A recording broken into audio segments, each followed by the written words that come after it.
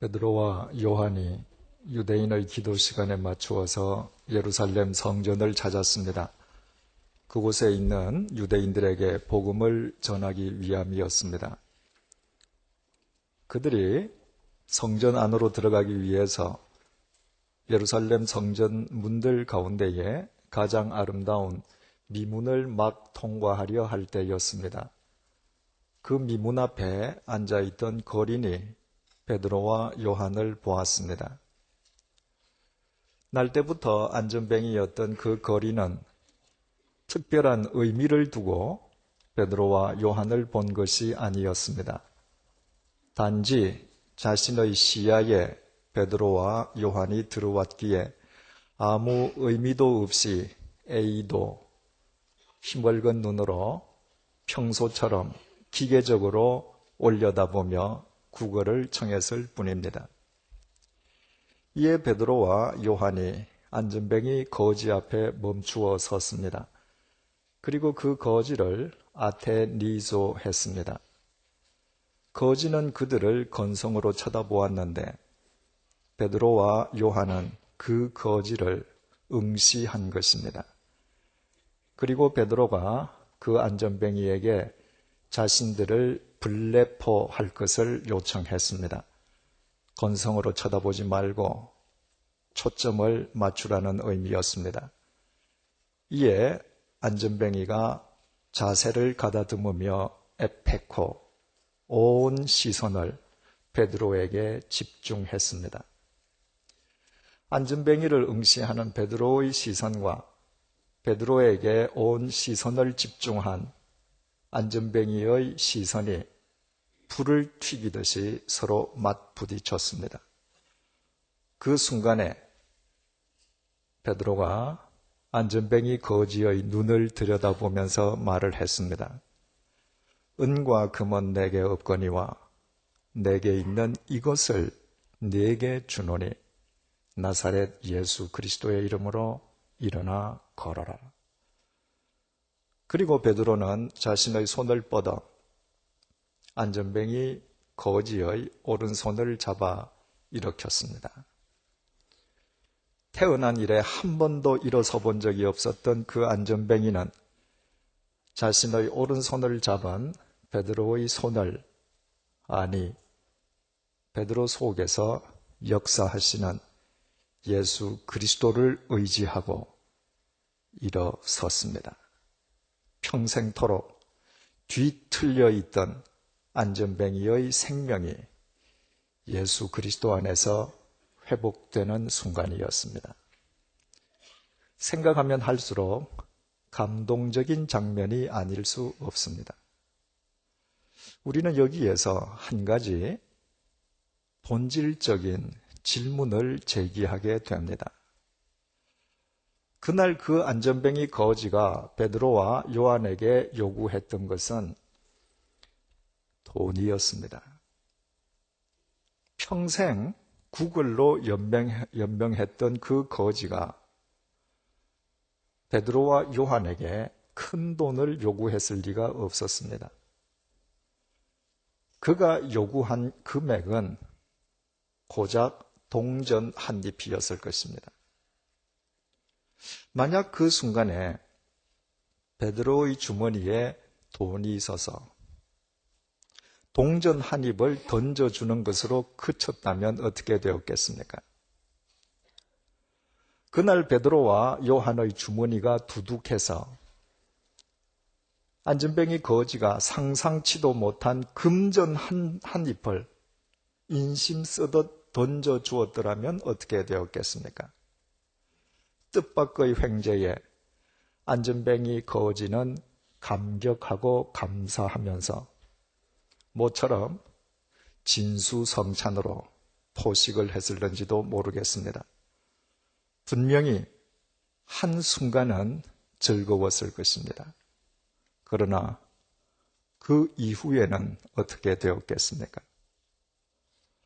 그 다음 날도, 그 다음 달도, 그 다음 해에도 그는 변함없는 안전뱅이로 살다가 안전뱅이로 비참하게 죽었을 것입니다. 그러므로 인생이란 죽음을 향해 질주하는 급행열차라는 인생의 정의에 동의한다면 적선 그 자체는 아름답지만 안전뱅이에 대한 베드로와 요한의 적선을 영혼의 관점에서 본다면 안전뱅이의 공동묘지를 향한 죽음의 행진에 일조해 준 것 이상의 의미를 둘 수는 없습니다. 1970년에 우리나라에서 세계 문인대회가 열렸습니다. 광복 이후 우리나라에서 개최된 최초의 세계 규모 대행사였습니다. 당시 대학교 4학년이었던 저는 프랑스 어권에서 온 문인들을 영접, 안내, 통역하는 아르바이트를 했습니다. 그분들을 모시고 지방 여행을 하던 중에 경주에 갔을 때의 일입니다. 곳곳에 즐비하게 널려 있는 동산 크기의 웅장한 고분들을 바라보면서 프랑스 시인이 즉석에서 한마디를 읊조렸습니다. 언젠가는 산 사람들을 위한 땅이 더 이상 남아있지 않으리. 역시 시인다운 관찰력이요 표현이었습니다. 오늘날 한 해에 여의도 2배 면적의 국토가 묘지로 잠식되고 있는 상황을 고려한다면 언젠가는 정말 살아있는 사람들을 위해서 더 이상 땅이 없으리란 그 시인의 우려가 현실이 될지도 모르겠습니다. 그러나 일본의 신학자 우찌무라 간조 선생의 견해는 그 프랑스 시인과는 근본적으로 다릅니다. 프랑스 시인은 묘지만을 묘지로 본 데 반해서 우찌무라 간조 선생은 이 세상 자체를 하나의 거대한 묘지로 간주하고 있습니다. 그는 일일 일생이라는 책 속에서 이렇게 피력하고 있습니다. 땅은 인류의 거처라고 하나 그렇지가 않다. 땅은 인류의 묘지이다. 그의 거처는 다른 곳에 있다. 손으로 지은 것이 아니요 하늘에 있는 영원한 집이 그에게 있다. 땅의 꽃은 그의 묘지를 장식하기에 좋고 산은 그의 유해를 맡기기에 적합하다. 그러나 땅 그 자체는 그의 거처로 삼기에 부족하다. 땅을 두고 분쟁하는 자가 대체 누구인가? 정치는 기껏 묘지를 정리하는 것이 아닌가? 전쟁은 묘지를 서로 쟁탈하려는 것에 불과한 것이 아닌가? 참으로 놀라운 통찰력입니다. 이 세상의 땅 덩어리 자체를 하나의 거대한 묘지로 간주한 우찌무라 간조 선생의 통찰력을 우리가 놀라워한다면 그것은 그동안 우리가 성경의 증언을 소홀히 해온 반증에 지나지 않습니다. 하나님께서는 타락한 아담에게 말씀하셨습니다. 너는 흙이니 흙으로 돌아갈지니라. 하나님께서는 흙으로 사람을 빚으시고 당신의 생기를 불어넣으셔서 생명이 되게 하셨습니다. 그러나 인간의 범죄는 인간에게 죽음을 안겨주었습니다. 인간이 죽는다는 것은 인간이 이 세상을 떠나 우주 속으로 사라지는 것을 의미하지 않습니다. 인간이 죽는다는 것은 이 육체가 썩어서 흙으로 돌아가는 것을 뜻합니다. 여기에는 그 누구도 예외일 수가 없습니다. 태산보다 더 높은 왕릉 속에 누워있는 제왕의 시신이라고 썩지 않는 것은 아닙니다. 모든 인간의 육체가 흙으로 돌아가고 또 돌아가야만 한다는 것은 누구도 막을 수 없는 하나님의 법칙입니다. 그러므로 이 땅을 거대한 하나의 묘지로 간주한 우찌무라 간조 선생의 통찰력이야말로 성경적이지 아닐 수 없습니다. 한번 생각을 해보십시오. 천지창조 이래 이 땅을 거쳐간 인간들이 얼마나 많겠습니까? 그들이 다 어디로 갔습니까? 그들의 육체는 다 흙으로 화했을 뿐입니다. 그래서 오늘 우리가 걷고 있는 길이 아득히 먼 옛날 이미 흙으로 변해버린 누구의 시신인지도 모릅니다. 오늘 우리가 우리의 보금자리로 생각하는 우리의 집이 수천 년 전 공동묘지였는지도 모릅니다. 우리의 호흡이 끊어지고 우리가 죽을 때에도 상황은 전혀 변하지 않을 것입니다. 우리의 자식들은 자신들의 형편에 맞추어 어떤 형태로든 우리의 무덤을 조성하고 정성껏 가꿀 것입니다. 하지만 그 무덤이 조성된 뒤에 50년이 지나면 어떻게 되겠습니까? 100년이 지나면 어떻게 되겠습니까? 지금 여러분들께서 100년 전 여러분들의 선조 무덤에 대해서 전혀 무관심하듯이 100년이 지나기도 전에 여러분 자신들의 무덤 역시 방치되어 잡초만 무성하다가 언젠가는 흔적도 없이 사라지고 말 것입니다. 무덤이 흔적도 없이 사라지기 전에 그 속에 있는 여러분의 시신이 먼저 흙으로 돌아가 버릴 것입니다. 오늘 이 육체는 누가 무엇이라고 해도 아무리 아름다운 이름을 붙여도 내일의 흙에 지나지 않습니다. 이 사실을 단 한 번이라도 진지하게 생각해 본 사람이라면 이 지구 땅 덩어리 자체를, 세상 자체를 하나의 묘지로 간주한 우찌무라 간조 선생의 통찰력 앞에서 숙연해지지 않을 수 없습니다. 그리고 정치란 고작 묘지를 정리하는 것이 아니며 전쟁이란 좀 더 크고 화려한 묘지를 쟁탈하려 함이 아니냐는 그의 반문은 우리로 하여금 우리 자신들의 삶을 재점검하게 해줍니다. 만약 우리가 살고 있는 이 세상이 전부라면, 바꾸어 말해서 하나님을 믿는다는 우리가 이 세상과 세상 속에 있는 것을 우리 삶의 목적으로 삼는다면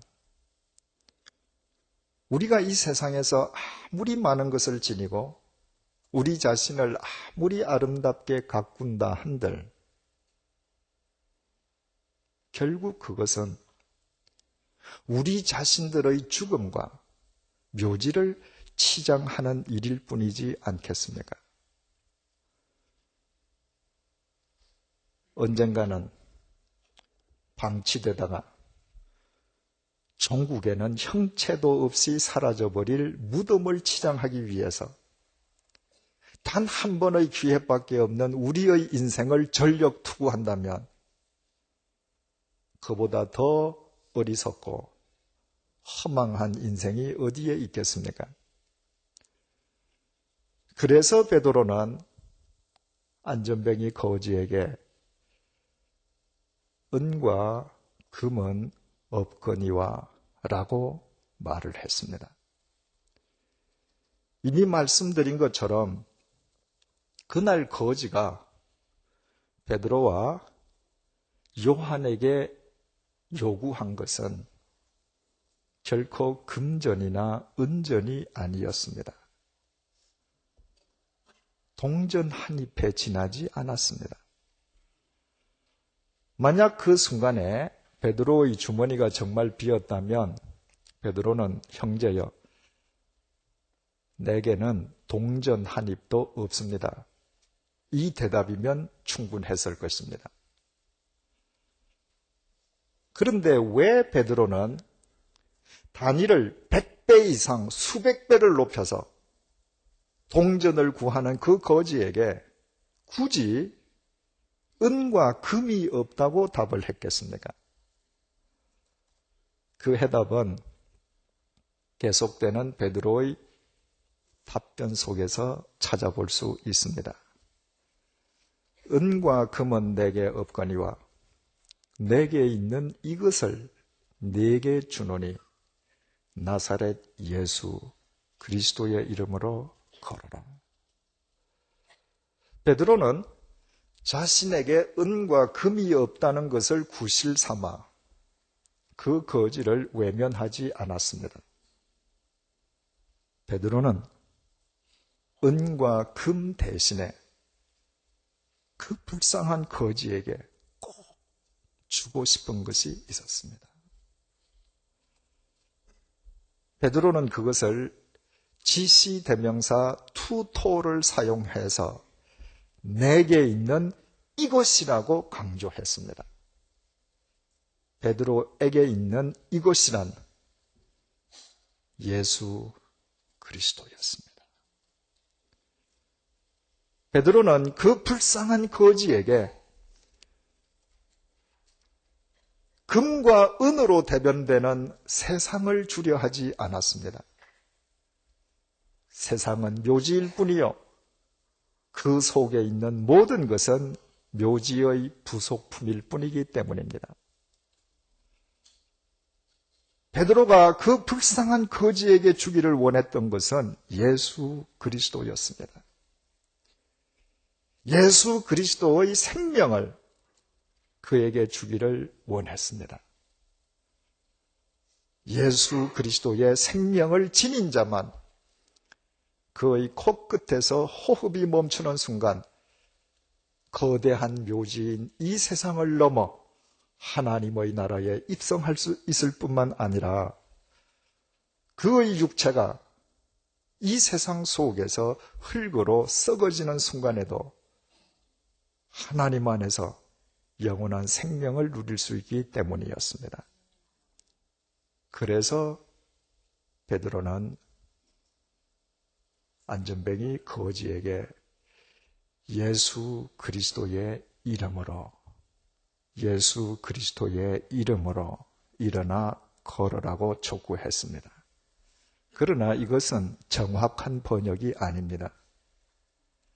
헬라어 본문을 보면 베드로는 예수 그리스도의 이름으로가 아니라 예수 그리스도의 이름 안에서, 예수 그리스도 이름 안에서 일어나 걸으라고 촉구했습니다. 일어나려 하기 전에 먼저 예수 그리스도 안에, 예수 그리스도의 생명 안에 거해야 함을, 먼저 예수 그리스도의 생명을 영접해야 함을 분명하게 일깨워 준 것입니다. 그리고 베드로는 손을 내밀어 그를 잡아 일으켰습니다. 마침내 안전뱅이가 예수 그리스도 안에서 일어섰습니다. 예수 그리스도 안에서 뒤틀렸던 그의 생명이 회복된 것입니다. 그 놀라운 생명의 역사는 그 불쌍한 안전뱅이 거지가 베드로의 요청에 따라서 예수 그리스도의 생명을 믿음으로 먼저 받아들이고 그 안에 들어갔기 때문입니다. 이것이 베드로가 동전 한 잎을 요구하는 그 안전뱅이 거지에게 단위를 한참 높여서